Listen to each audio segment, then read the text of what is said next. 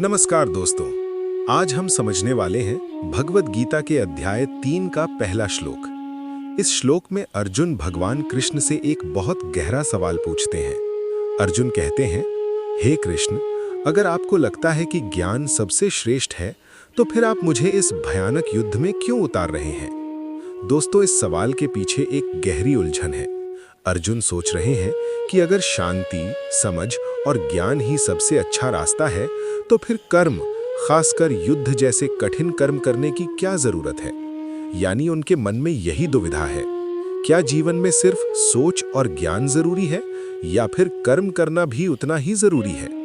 यही सवाल आज भी हम सब के जीवन में आता है।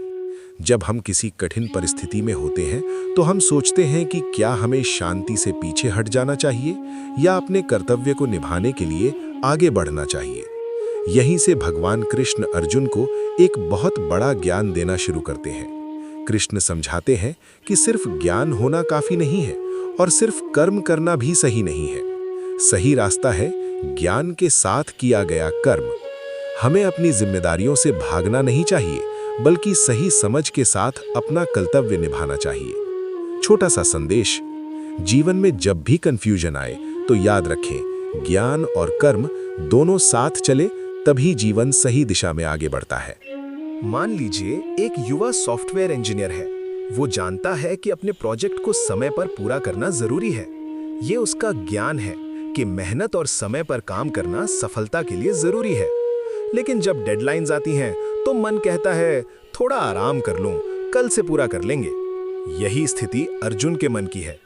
अर्जुन जानते थे कि ज्ञान सर्वोत्तम है, लेकिन जब कर्म यानी युद्ध करना पड़ा तो मन हिचकिचा रहा था। इंजीनियर भी उसी तरह फंसा हुआ है। सही चीज पता है, लेकिन काम करना कठिन लगता है। लेसन यानी सीख, सिर्फ ये जानना कि क्या सही है किसी को महान नहीं बनाता। जब तक इंसान अपने कर्तव्य को नहीं करता तो ज्ञान अधूरा रहता है। इंजीनियर उठता है, मेहनत करता है, प्रोजेक्ट पूरा करता है। यही कर्म है, ज्ञान के साथ किया गया। और अर्जुन को भी यही समझाया गया, ज्ञान प्लस कर्म बराबर सही जीवन। अगर आपको ये वीडियो पसंद आया हो तो वीडियो को लाइक करें, चैनल को सब्सक्राइब करें और इस ज्ञान को अपने दोस्तों और परिवार के साथ शेयर जरूर करें। और अंत में बोलिए, जय श्री कृष्ण।